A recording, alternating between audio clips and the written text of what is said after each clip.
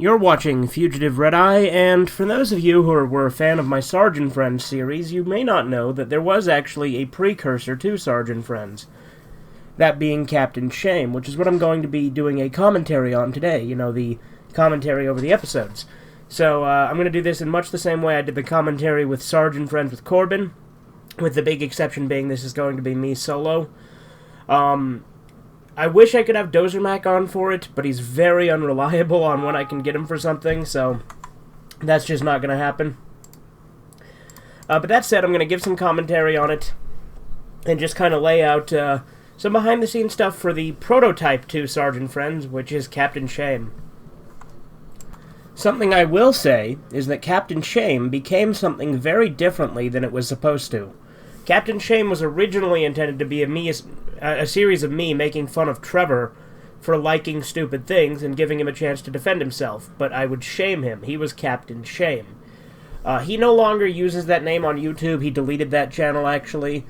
He actually was a very small part of the Captain Shame series as a whole. He was actually only in 2 episodes, and the first one was more what the rest of the show would be, whereas the second episode was actually what it was intended to be.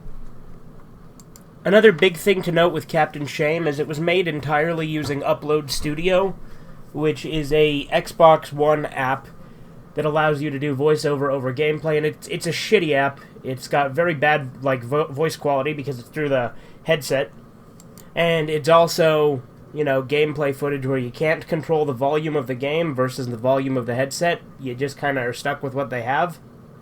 And you can't record live commentary. It's all done in post. So, it's a very frustrating app to use, and I'm glad I don't really use it anymore at all. With the first episode of Captain Shame, initially, I was going to make fun of Trevor for liking My Little Pony, because he was a brony for a while back there.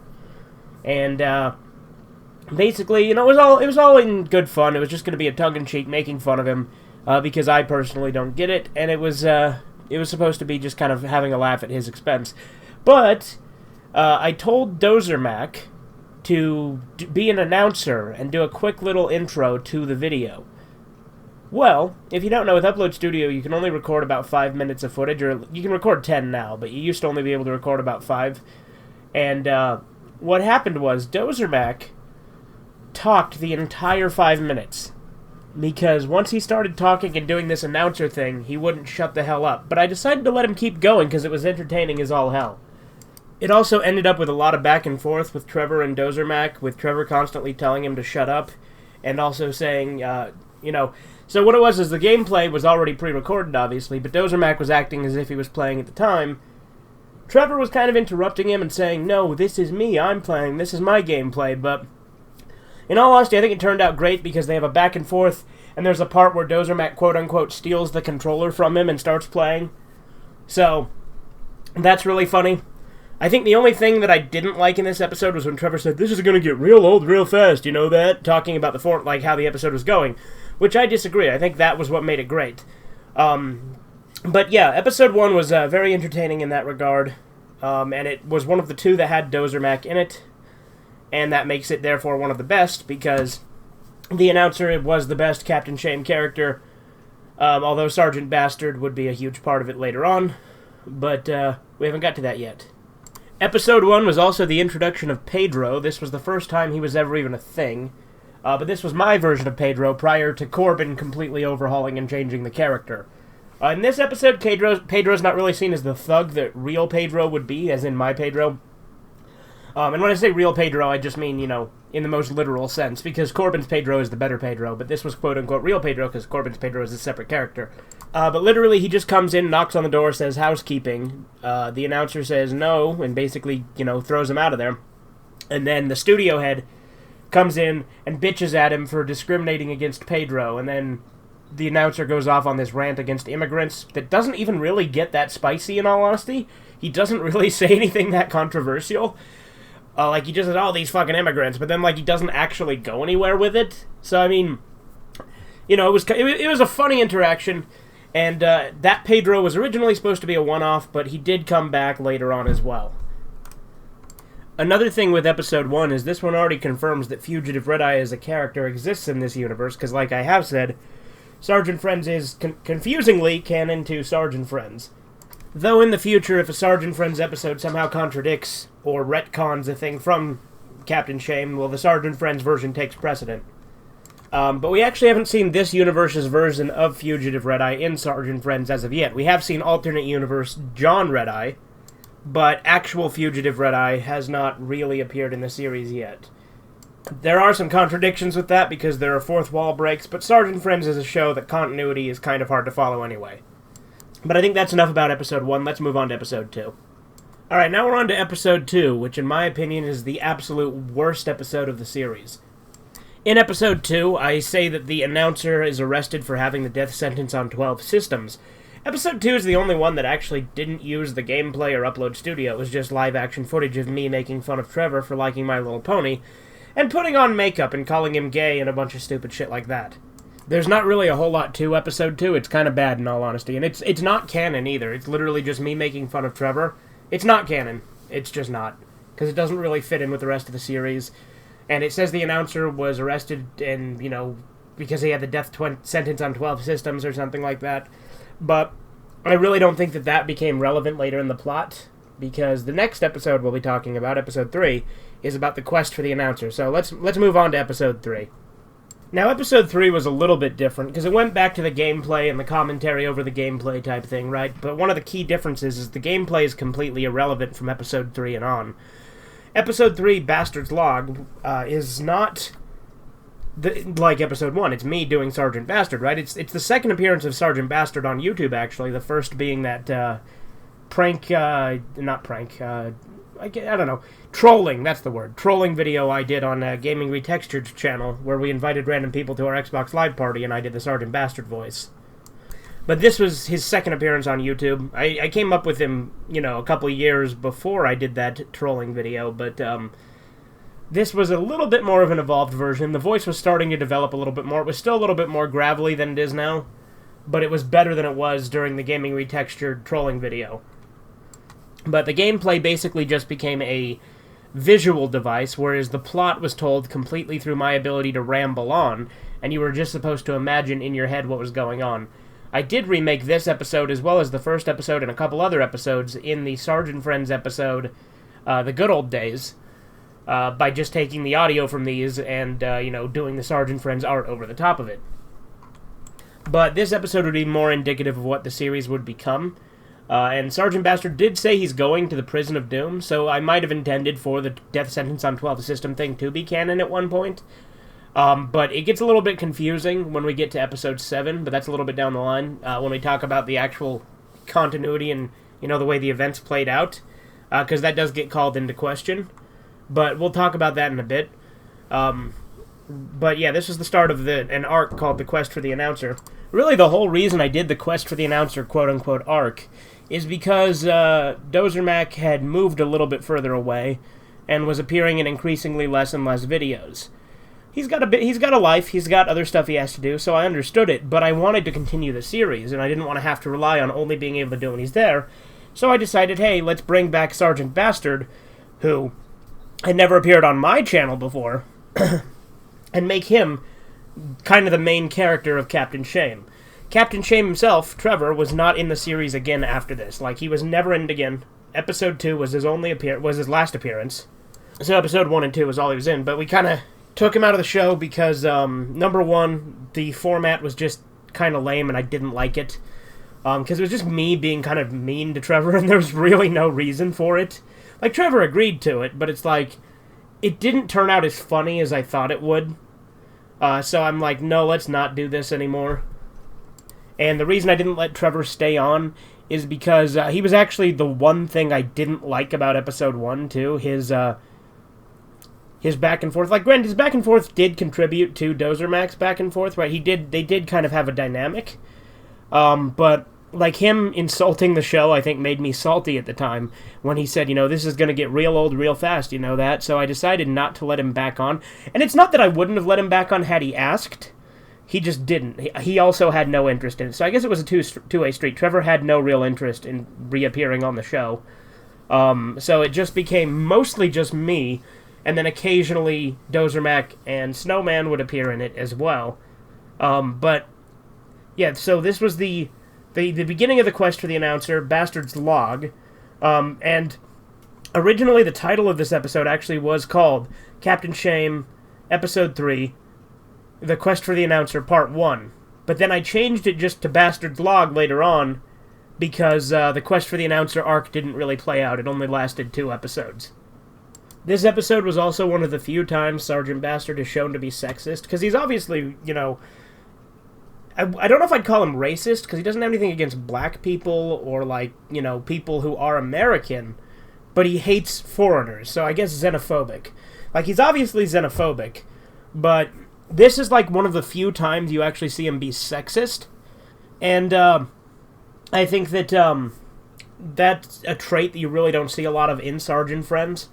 But this is one of the, because the way he says that, he finds a trail of bodies that the announcer left behind when he went to the Prison of Doom. The announcer wasn't there, but a trail of bodies was left behind, and he said that it was very, very, very American that the trail of bodies was left by the announcer because these people were inferior because they were women. That was the whole shtick behind it, is implying Sergeant Bastard was a sexist in addition to being xenophobic. But I did reveal, actually, in the good old days, that the announcer wasn't even the person to kill these people. It was actually Silver, and it just was a matter of coincidence that Bastard came across them. Silver hadn't been, created as a character concept yet, obviously, because Silver was introduced with Silver Reviews and then later got put into Sergeant Friends. Again, a lot of my series tend to tie together, but that just tends to happen. Another thing is that the Bastard Logs were actually kind of partially inspired by South Park: The Stick of Truth. Because in The Stick of Truth, when you're on the alien ship, you come across a bunch of audio logs that got left behind, and that's kind of what inspired me to make the Bastard's Log. So there's just a little tidbit of information there. There was also an obvious dig at Slender Man in there, because I think the Slender Man movie was announced, or maybe it wasn't. Maybe it was just that Slender Man was still a thing. Let me check that, actually. Here we go. I'm Googling something while recording commentary. How cool is that? So no, the movie had not been announced yet. Okay. So no, it was just because Slender Man was kind of a dead meme at that point. So I made a little dig at Slender Man by saying, there seems to be a man who has no face. And then it turned out to be an internet meme, so I killed him. And then Bastard killed him, obviously. And then the serial killer guy that Bastard chased after killing Slender Man was also supposed to be Silver. It wasn't originally, but I retroactively decided that when I made the Good Old Days episode, because that was a plot hole that I figured, why not have it be Silver? Because Silver's already the serial killer of the Sergeant Friends universe. Another thing with this episode is it was the first one to have Trump jokes. Captain Shame had quite a few Trump jokes, actually. I cut them out of the Good Old Days episode. Because the thing is at the time I started making Captain Shame, I was very anti-Trump. As you know, if you've been paying attention to my political videos, I'm very pro-Trump now. I know, spicy, but whatever, I don't care. So I was very anti-Trump at the time I started making it. And I do still think the jokes kind of work, because in a way they work. Because the thing is the joke was really more at the perception of Trump supporters. So I do think it does still kind of work, because it was based on a straw man, which I didn't fully believe even at the time. That the idea was that, Donald Trump supporters are racist or whatever. Bullshit like that. Stuff that's completely untrue. But I was making a joke at that expense. So I do think, in a way, that they are depicted and interpreted, or I should say we, you know what I mean? Since I did vote for the guy this time, and I do support him. The way we're depicted as these, crazy redneck shit, and, over-the-top, American supremacists, I decided, to do that as Sergeant Bastard. And, in a way, I do still think the jokes work, but they came from a different place. I was a very different person politically when I made Captain Shame 5 years ago. Alright, then, of course, we're on to Episode 4 now. And Episode 4 was the first one to have a disclaimer, and it was one of the ones I had a spoken disclaimer, where I actually, said the disclaimer out loud. Prior to that, I hadn't really had a disclaimer, and Sergeant Friends has always had a disclaimer now. I think it's kind of dumb that we have to put disclaimers on things nowadays, because people are stupid and can't take a joke. But that said, the disclaimer is kind of a staple of Sergeant Friends now, so I actually like it now. It's part of the intro. And I've made it more and more tongue-in-cheek as time has gone on. But the disclaimer on this was, me actually reading, or not reading, but just saying it out loud, because there was definitely no scripting in this shit, just like there isn't in Sergeant Friends, really. So episode 4 was the introduction of Susie McBitchtits, who would later become a character in Sergeant Friends. She's a drastically different character now than she was back then. Back in the time of Captain Shame, she was like a worshipper of Sergeant Bastard almost. She was a total devout follower of Sergeant Bastard. And at the time she was voiced by a text-to-speech voice, which she would also later be voiced by when she was first put into Sergeant Friends, before later I started just doing Susie's voice. Come on, Becky, you bitch. What are you talking about? This is hot. Just started doing a generic Valley Girl voice. Originally she was a text-to-speech voice, because I wanted a female character, and didn't have anyone to do the voice, and I thought it'd be funnier if it was text-to-speech, but now I just do the voice myself, which I think is much more fitting. But in this episode, Pedro steals Sergeant Bastard's log and makes a run for it. That's why this episode's called Pedro's Mutiny. This is one of the least funny episodes, in my opinion. It's better than episode 2, but it's really not all that funny, and it's majority of the time I'm actually doing voice as me talking as Pedro. His voice is inconsistent as all hell. My Pedro has always been inconsistent, which is why Corbin's is better, in all honesty. Well, one of the many reasons. He's also just a funnier character. But Corbin's is better because he's always been kind of consistent, whereas my Pedro's voice was all over the place. Sometimes he would just be like, come on, man, seriously, man. And other times he'd be like, are you sure? And then other times he'd be like, fuck you, bitch. And then other times he'd be like Borat, be like, it's nice. So it's it made no sense. Pedro's voice was all over the place throughout Captain Shame. And in this, there's also a guy in a hockey mask that chases Pedro, which obviously was supposed to be Jason Voorhees. And they did mention he was going to the Camp Crystal something or other, but it was too faded to see. But the hockey mask guy is also now supposed to be Silver, I guess.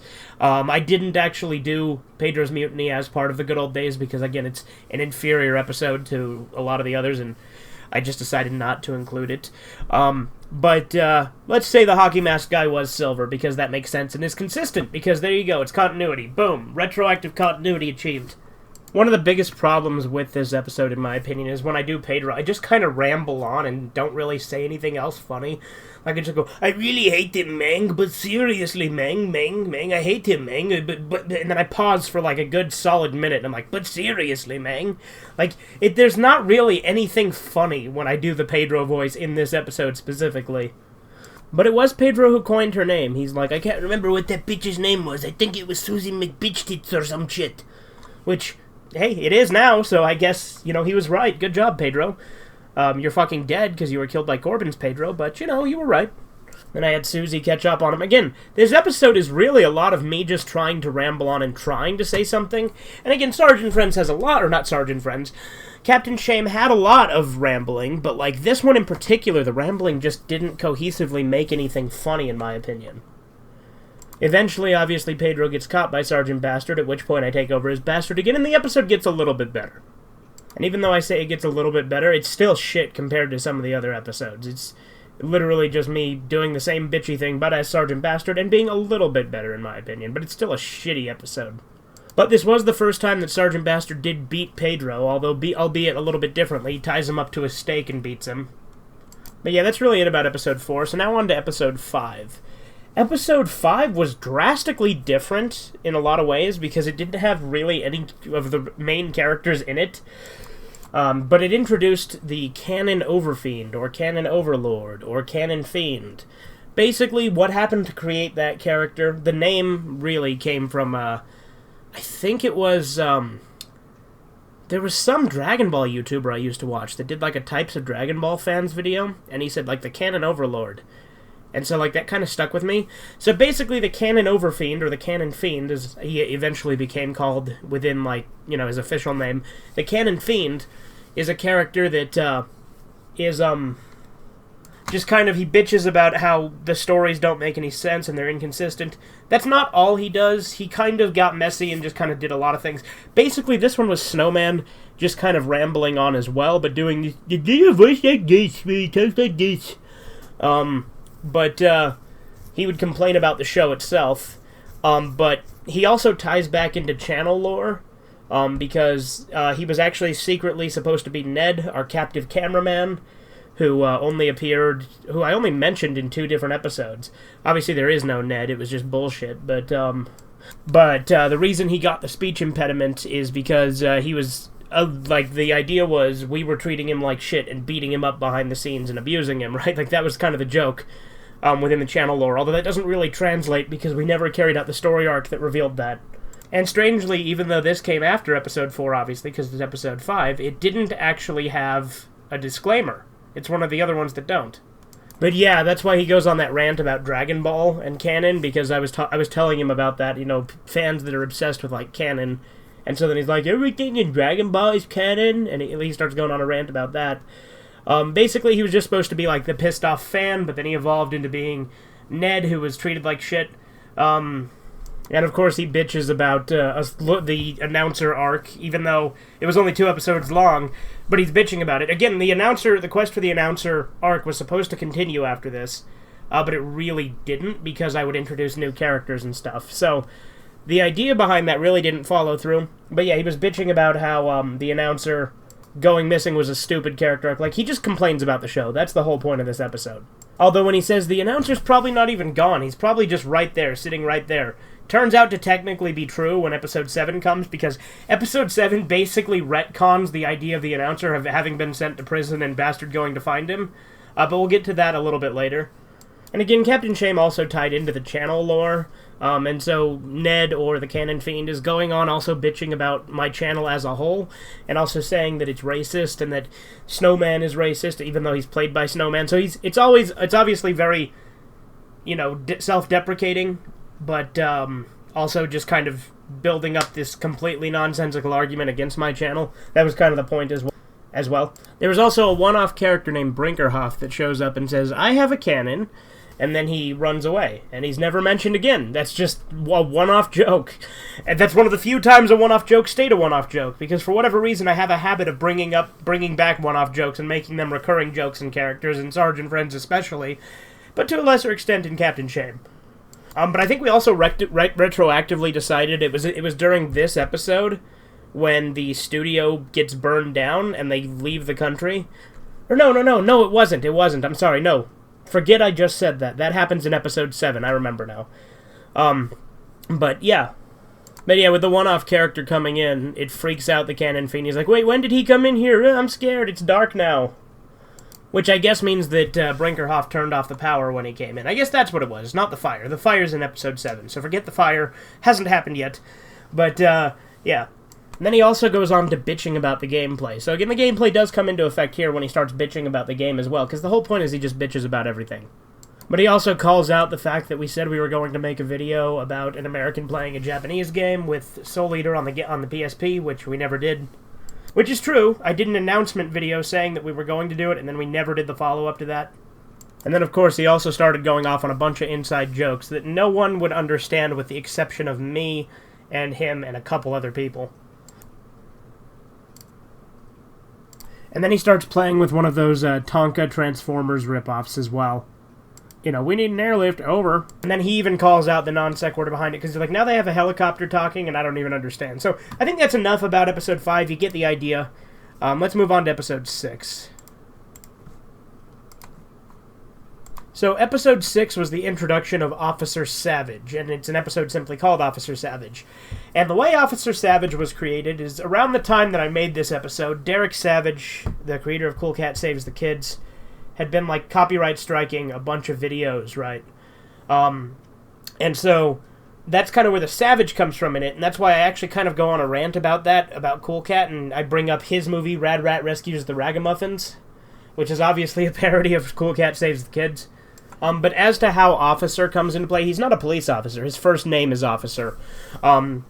And the way that happened is, I had also, right before making this video, watched those, you ever seen the Officer Bubbles animations? About that cop who, got mad at people for blowing bubbles?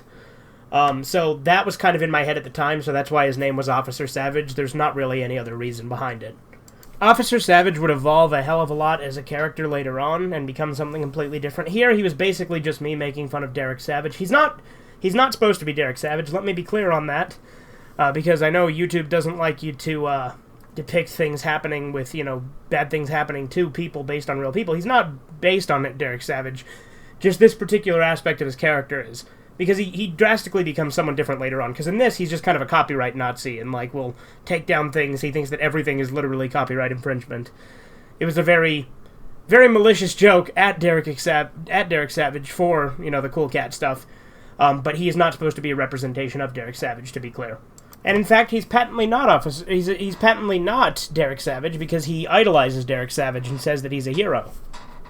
But really, there's not a whole lot to that episode. It's basically just one big long thing of me shitposting, making fun of Derek Savage, and that's how Officer Savage got created. It's just me doing this very exaggerated version saying that, everything is against the law. Breathing is against the law. It's all copyright infringement. Again, maybe not the funniest of episodes, but there you go. Let's move on to episode 7, though, which in my opinion is the second best, if not the best episode. The Announcer's Return. So, episode 7, Dozer Mac was here again, and he was willing to do another episode. So this one resolved the search for the announcer arc by just simply saying that he never went anywhere, and they were being stupid going and looking off in the mountains for him. This is also so episode 7 is also the only time that the disclaimer plays a part in the episode, really, because it has the disclaimer overlapping with when the announcer starts talking, and he's like, wait, what the fuck was that? So I think that turned out really funny because he questions it because it sort of bleeds into when he starts talking. But this episode establishes that the announcer never actually went anywhere and was never arrested and put into Prison of Doom. Instead, he was on a spiritual journey, smoking a lot of peyote and trying to find himself and who the announcer really is. This episode also confirmed that Sergeant Bastard and Pedro were incompetent, because apparently the canon fiend pointed to Dozer Mac, or the announcer, rather. The announcer is separate from Dozer Mac in the lore, but he's played by Dozer Mac. Anyway, so he pointed to him standing in the corner, and he's like, he pointed at me, I saw him point at me, and you fuckers are like, oh, he's probably on a mountain somewhere. And I said, hello, but you didn't see me. So I think that turned out really funny, that it was just them being completely retarded and, not knowing that he's just standing right there. And then, of course, it has the wonderful joke of him getting mad at the canon fiend for calling him racist, but then following it up by saying, what are you, fucking Puerto Rican? So it's, kind of the instant contradiction joke, obviously. And also this shows that even though Pedro's a fucking thug later in Sergeant Friends, he's not stronger than the announcer who apparently broke one of his arms. Because he's like, what, you want me to break your other fucking arm? But this episode is great. It has, obviously, again, it's all just completely off the cuff. Dozer Mac just rambling on, doing a fantastic job at it. Creating these scenarios that are going on. Apparently the announcer has some demanding wife or girlfriend that comes in, and he's like, get out of here, you bitch, can't you see I'm recording a video? I'm so sick of that fucking whore. You never really get elaborated on it, but it's fucking great. And then this is the episode where the studio head returns. They throw him out of the studio, he comes back in, and they set it on fire. That's not exactly clear in the episode. In fact, that wasn't determined until after the episode to be actually what happened. But he comes in, and he says, I thought we'd established this is my studio. And then, in the later episodes, we confirm that the announcer set the studio on fire, killing the studio head, and they fled the country. The entire Captain Shame crew did, and were hiding out up until episode 12, which we'll get to later. And this episode also implies that, well, actually, it straight up says that Pedro has kids, because the announcer tells him, no, Pedro, you can't go home and see your kids. Do you know how much fucking money that would cost me? So obviously, OG Pedro had kids that, I guess when, new Pedro killed him are just without a father now. Maybe they'll come back later. I actually have thought about doing that as a story arc, but we'll see. And in this episode, the Pedro voice sounds like a fucking, Miss Piggy. He's like, you're hungry, Ming? My kids, they need food, Ming. But the announcer also reveals that he believes in this made-up, completely original conspiracy theory that Mexicans were brainwashed into crossing the border and forced to come here by force. So that's a weird, interesting thing. And then, of course, it devolves into more Trump jokes, which, like I said, I don't personally agree with the opinions I had at the time we were making these jokes, but some of them still hold up. And there is actually an inconsistency here, because Officer Savage says that he does support Donald Trump, but then, obviously, with how Officer Savage evolves as a character to become the hardcore leftist, there's no way in hell he would have.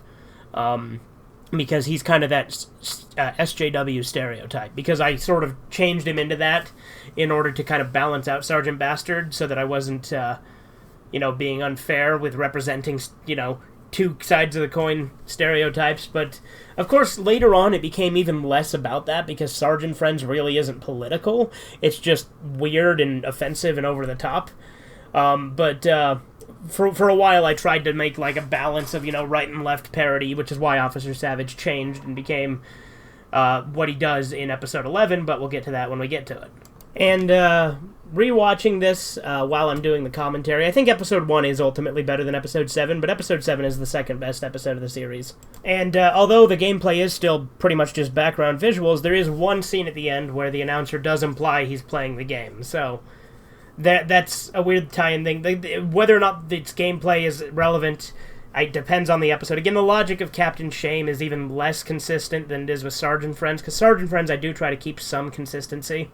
Oh boy, Episode 8. Literally the Trump episode. It was the Valentine's Day special. It was called Dear Donald. And this is one that I actually do think the joke still holds up really funny. I don't think it's canon, but I do think it's funny. You know what? It is canon. It is canon, sorry. But it's that Sergeant Bastard is, like, in the closet for Donald Trump. He's sexually attracted to Donald Trump and only Donald Trump. But he won't come out about it, but he's writing in his log about it, saying, he was standing outside his house watching him take a shower, which at the time would have been Trump Tower, because this was before he got elected, but, okay. But he couldn't help but notice how American he looked. So it's really weird, just Sergeant Bastard spying on Donald Trump in the shower. I don't know where the fuck I came up with this idea, but yeah, the whole premise on this was a love letter to Donald Trump for Valentine's Day.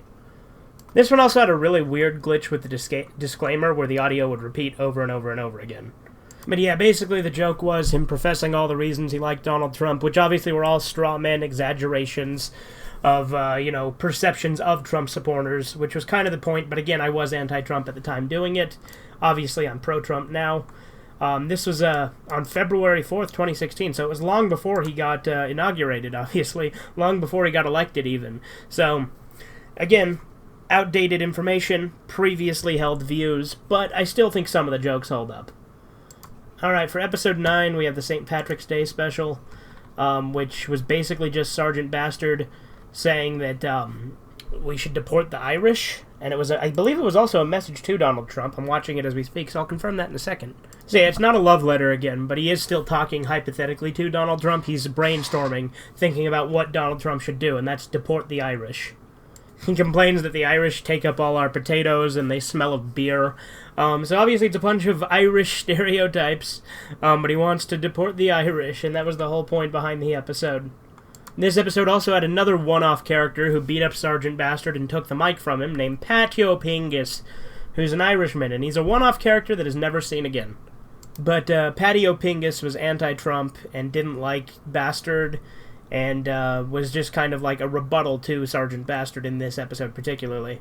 It also had some inside jokes with the 10th Prestige Lobby thing, because there was this time when I was playing Modern Warfare 2, and there was this Irish kid who was very hard to understand. I've got nothing against the Irish accent, it's just sometimes it gets a little bit hard to follow. But he would go, 10th Prestige Lobby? 10th Prestige Lobby. And, like, nobody would, like, acknowledge him, and so he just started screaming, 10th Prestige Lobby, 10th Prestige Lobby, 10th Prestige Lobby. So there you go, now you know the inside joke behind that one.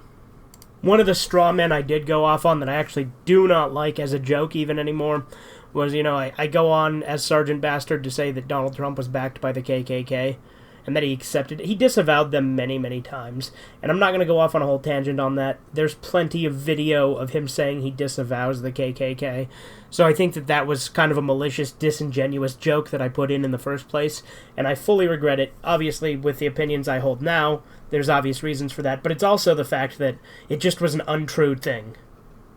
But I guess this episode does imply Sergeant Bastard is racist, because he says that the KKK is a fine establishment. But I don't know if that's true currently. Again, if there are retcons, the Sergeant Friends versions do supersede these Captain Shame ones. Okay, I kind of do like the joke that follows immediately after, though, because he's like, we don't want those damn ow! And he gets attacked and interrupted before he can finish it. Yeah, and he was hit by Patio Pingus with his shillelagh, so he knocked Patio Pingus out. This was also the episode that confirmed that the studio had burned down and that the announcer was on the run. So episode 10 was a follow-up to the canon Overfiend character. The first one, episode 5 was called, That's Not Canon, and then this one was called There Is No Canon. This episode also does imply that the canon Overfiend is playing Gears of War, because he's like, oh, I broke that guy's neck when the Locust snaps one of the Cog's necks. This episode also has a back-and-forth insult argument between Sergeant Bastard and the Cannon Fiend. I do also really like the joke when he says, I'm not a honky because I don't even have a horn. I don't know why, but it's a stupid pun, but it works. But there's not really much else to say about that episode, so we'll move on to episode 11. So for episode 11, this was the first one to have the written disclaimer, which is very similar to the Sergeant Friends written disclaimer, and would evolve into it. But this was the episode where Officer Savage became like an SJW-type character. Like, that was the whole point behind him from this point on, at least in Captain Shame. Again, in Sergeant Friends it is as well, but Sergeant Friends really downplayed that political aspect because I felt like it really wasn't that funny, so that's why it's downplayed a whole hell of a lot in Sergeant Friends. Again, Captain Shame was a much more political show than Sergeant Friends. Like, it still wasn't, like, super political, but it was much more political, I think. Although Sergeant Friends is ironically more offensive. But the whole point of this was, Officer Savage going on this whole tirade about offensive stuff and being politically correct, and then Sergeant Bastard literally just comes in and slits his fucking throat. Which is why Officer Savage is a ghost in Sergeant Friends. And then, of course, after Sergeant Bastard kills Officer Savage, the episode switches perspectives and just has Sergeant Bastard go on a rant, bitching about how soft and pussified the world has become because of political correctness, which I still agree with to this day, and at the time was actually my thoughts as well. It's weird. Like I said, I was going through an evolution. At this point, I was like quasi-red-pilled, you know what I mean? Like, I hated political correctness, but I hadn't fully turned, like, to where I am now. But again, a whole other thing. Again, talking politics is unavoidable when I'm talking about Captain Shame, just due to all the political jokes and stuff in it. Now, there's not really much else to say about there's not really much else to say about Captain Shame. Now, there's not really much else to say about episode 11. Episode 12 was the final episode so far. And it was the first one to ever actually have a drawn picture of Sergeant Bastard. He looks a little bit different than he would later, but he looks relatively the same. It also had a little picture of Donald Trump in the upper left corner that I customized a little bit in paint. And then there was actually a later iteration of this disclaimer that was never used that had Hillary Clinton on it as well. It was uploaded to the second channel, but this was actually the first time I used Mary Had a Little Lamb as the series intro. It was just slowed down in this one rather than sped up. But this was the big return episode. They were back in the States. They had been on the run for a while because of the announcer burning down the studio and killing the studio head, but now they were back in the States. This episode was also the return, quote-unquote, of the announcer, but it was actually me doing the announcer voice this time. And it was going to establish this fake announcer arc that never happened. So I've decided that that is the real announcer. He just had laryngitis at this point. And I'm actually thinking of doing a final episode to actually resolve this and tie up all the loose ends of Captain Shame and tie it into Sergeant Friends, because again, they follow each other. And this episode was right after the election, so it briefly had me talking about how Donald Trump had won at the time, and how Sergeant Bastard couldn't be happier. Again, this was back in November of 2016. This episode also retconned Officer Savage's brief mention of supporting Donald Trump, because it said if Officer Savage were alive, he'd be rioting in the streets. So again, that supersedes him claiming that he would have supported him, because Officer Savage is the opposite of Sergeant Bastard in a lot of ways. So it has Sergeant Bastard and Pedro briefly talk about what their thoughts are on the election, and them just basically saying, oh, we're back in the States, and then we're going to do a final episode for the end of the season that's going to have Captain Shame appear again, which obviously never happened.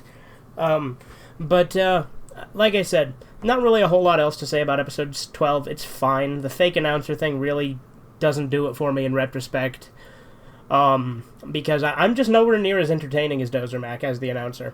But that said, I think that I'm going to call it here for that, but I am going to say, I think I'm going to make it episode 13.